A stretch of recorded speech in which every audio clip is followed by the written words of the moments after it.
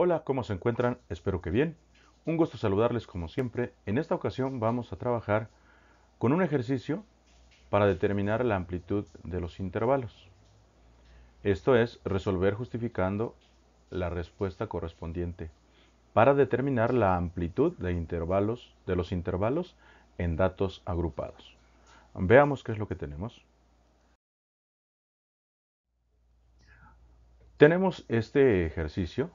Aquí lo he dividido en varias partes porque en efecto es un ejercicio que aparece en un libro de texto, supongo yo, y lo vamos a analizar. Ujú. El, el tema, quiero suponer, eh, bueno, el subtema es aprendamos a partir del error. Ajá. La situación planteada dice, los siguientes datos corresponden a las estaturas en centímetros de turistas extranjeros que visitaron el Perú. Son 50 datos, como podemos ver, 2, 4, 6, 8, 10. Hacia abajo 2, 4, 5, 10 por 5 son 50. ¿Estamos? Entonces, luego dice la pregunta, el planteamiento. Dice, si se quiere tratar la información como datos agrupados, ¿de qué manera se pueden formar los grupos o intervalos? Ujú. Cuando hablamos de grupos, pues es el grupo o clase. Ujú. Los intervalos es la amplitud. Luego entonces me muestran esta parte de forma inicial. Ujú. Al leer aquí aprendamos a partir del error, quiere decir que vamos a encontrar esas partes.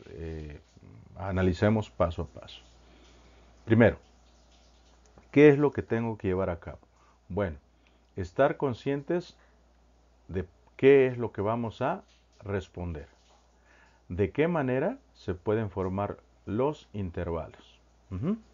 Bueno, para ello, lo primero que vamos a determinar es el rango. ¿Y cómo se calcula el rango? Bueno, ubicando el término mayor, el dato mayor que tenemos en nuestros datos. Aquí está, es del 202. Busqué un poquito más y no encontré más que ese. El dato menor vendría siendo 138, que aparece aquí también. Ajá. Entonces, el rango se obtiene obteniendo esta diferencia. Entonces tengo aquí este resultado. Ujú. Hasta aquí parece todo correcto. Ahí vamos bien. Luego dice, calculemos la cantidad de intervalos. Esta es una fórmula planteada previamente. Yo no la comparto, de una vez les digo. Pero, bueno, estamos analizando el ejercicio. Dice esto. El intervalo, cantidad de intervalos, será igual a 1 más 3.2 por el logaritmo natural de 100. Eso es igual a 1 más 3.2 por 2. Ujú. Luego entonces de ahí, ¿qué tenemos? Tenemos que es igual a 1 más 6.4. Ujú. Esto me da una cantidad de intervalos de 6 más 1.4 sería 7.4, ¿no? Bueno, eso es para la cantidad. Ahora, hallamos la amplitud de cada intervalo. Aquí es donde me está diciendo amplitud, qué es lo que me interesa. Porque aquí dice de qué manera se pueden formar los grupos o intervalos. No perdamos de vista la pregunta. Entonces aquí voy. Entonces, esta formulita es esencial, también esta no hay de otra, es la fórmula. Dividimos el rango entre el número de intervalos que quiero obtener. Ujú. Como el número de intervalos es 7.4, aquí bueno, lo han cerrado a 7. Esto aproximadamente me da 9.1, que a su vez lo redondeamos en términos enteros o en número entero a 9. Luego de ahí que ya tenemos este proceso y llegamos hasta aquí, ajá, ¿qué es lo que obtengo? Bueno, obtengo estos intervalos, estos que están aquí. Esos intervalos los llevo a una tabla, ajá, una tabla como esta, y me dice que son 7 intervalos. Bueno, Los voy a pasar aquí para que vean, ojo, para que veamos qué es lo que tenemos entonces. Ahí está. No he cambiado nada, lo único que estoy viendo, los estoy poniendo en orden y acomodados conforme a la tabla que siempre a mí me gusta organizar. O sea, hay que ser organizados, pues. Entonces aquí el intervalo tenemos que el 1 es 138 a 147. 138 a 147. El 2, 147 a 156. Y así sucesivamente hasta el 192, 201. Ajá. Bueno, hasta ahí, ahí vamos. Ahora vienen las preguntas. Y ahí es donde empieza el análisis realmente. Fíjense. Número 1. ¿El procedimiento realizado para la resolución de situación significativa es correcto? Explica. Puedo decir que no. No, ¿por qué? Primero, porque la amplitud de intervalos es muy grande, o sea, es de 9, y los intervalos son pocos. Entonces, ¿esto de dónde se obtiene? ¿Cómo se obtiene? Ah, bueno, sí, del rango. Y entonces, el rango es muy amplio, es muy grande entre un dato y otro. Entonces, ojo con eso. A pesar de que la regla o una de las reglas dice que si tenemos 50 términos, 50 datos, podemos agrupar en 7 grupos, de 5 a 7. Si vamos de 50 o de 51 a 100, podemos agrupar de 8 a 10 intervalos. Pero ojo, aquí también entra mucho la diferencia que existe entre uno y otro dato, o sea, el rango. Ojo. Ujú. Esa es una. Dos, ¿qué puedo decirles con este dato? El último dato que yo puedo registrar en mi tabla es el 201, pero da la casualidad que el dato mayor es 202. Pregunta, ¿dónde voy a poner ese dato? ¿Dónde va a quedar registrado? No lo voy a poder registrar. Por lo tanto, es otro error. Siguiente. Aquí me dice que el intervalo abarca de 138 a 147. El segundo intervalo va de 147 a 156. Por ejemplo, si hay una medida, o sea, porque estamos hablando de las estaturas, aquí dice estaturas, si hay una medida que corresponde al 147, ¿dónde va? ¿En el primer o en el segundo intervalo? Y que por cierto, lo hay. Aquí está un dato, miren. Este es 147. ¿Dónde va? ¿En la parte de arriba o en la parte de abajo? Eso también está incorrecto.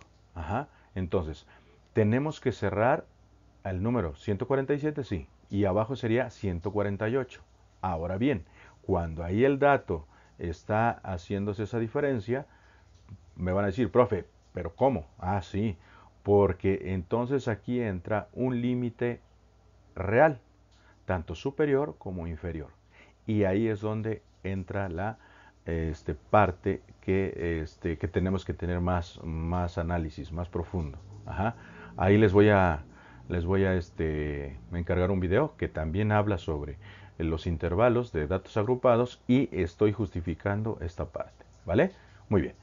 Luego, entonces, otro dato, es un error, quizás aquí sea error de dedo, aquí dice 83, aquí está, para que no vean que lo he modificado, dice 83, pero arriba dice 183. Entonces supongo yo que aquí debe ser 183. ¿Estamos? Bueno. La siguiente pregunta dice, identifica en qué parte de la resolución se cometió el error y luego realiza la corrección que creas pertinente. Bueno, ya vimos entonces de todo cuáles son los errores. Esos errores empezamos por los intervalos, luego la amplitud del intervalo y luego que no agrupa o que no podemos agrupar el término o no lo vamos a poder anotar el término mayor. Ajá. Entonces, ¿cómo le hacemos? Así. Necesitamos tener 9 intervalos. Ujú, 9 intervalos con una amplitud de intervalo de 7. Ujú. Y ahora sí, empezamos en 133 y terminamos en 205. Bien entra el término 138 y el término 202. El 198, aquí está 1, lo podemos anotar aquí perfectamente. Y ya observamos entonces que aquí tengo 140 y aquí tengo 141. Aquí tengo 148, aquí tengo 149. ¿Estamos?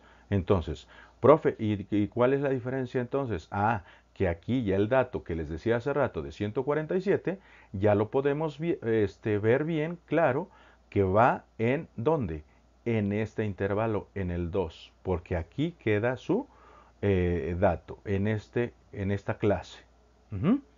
Bueno, luego entonces, esa parte, ya teniendo estos datos, ya puedo ir con mi tablita, e ir contando correctamente las frecuencias y las anoto correctamente.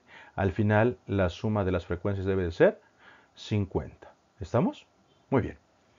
Siguiente.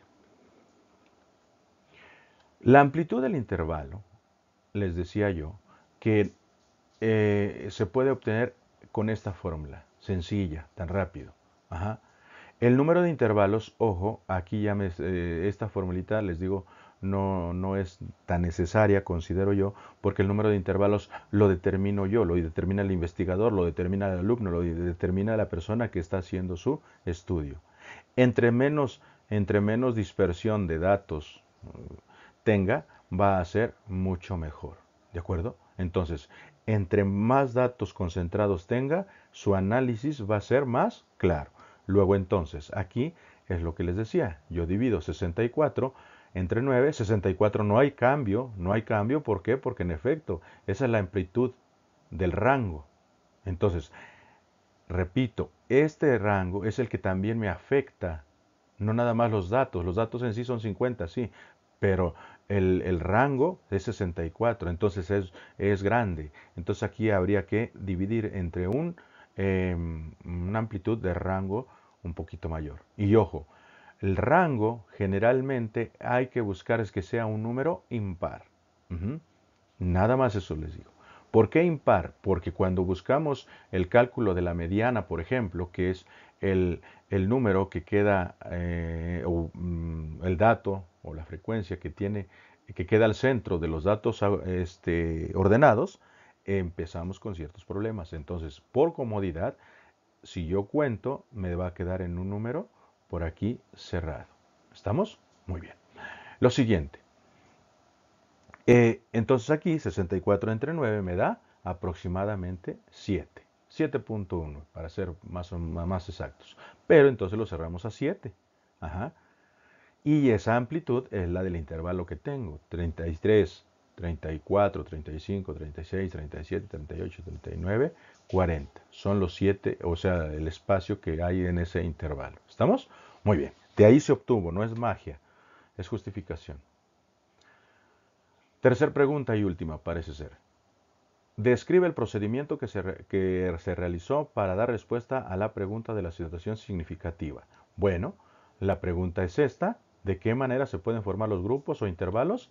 Ya los hemos formado aquí. ¿Cómo lo hicimos? Número 1, determinar, ubicar, este, no sé, subrayar o en este caso hacerle una marca al dato mayor y al dato menor. Luego vamos a obtener el rango que me da 64. De ahí voy a obtener la amplitud de mi intervalo. Y va a ser el rango entre el número de intervalos que tenga en mente. Repito, este número de intervalos yo lo puedo manejar. Por regla, repito, por regla, los datos entre más, o sea, entre mayores sean, obviamente voy a trabajar con datos agrupados, pero sí es conveniente tener idea de esta parte. ¿Estamos? Entonces divido 64 entre 9 y me da 7. Y este 7 es la amplitud del intervalo que manejo y aquí están los 9 intervalos que he determinado. ¿Estamos? De esa manera es como lo trabajamos. Bueno, les encargo mucho que se suscriban, igual me sigan enviando sus dudas, sus comentarios. Estoy al pendiente, como siempre. Un gusto, un placer saludarles y trabajando.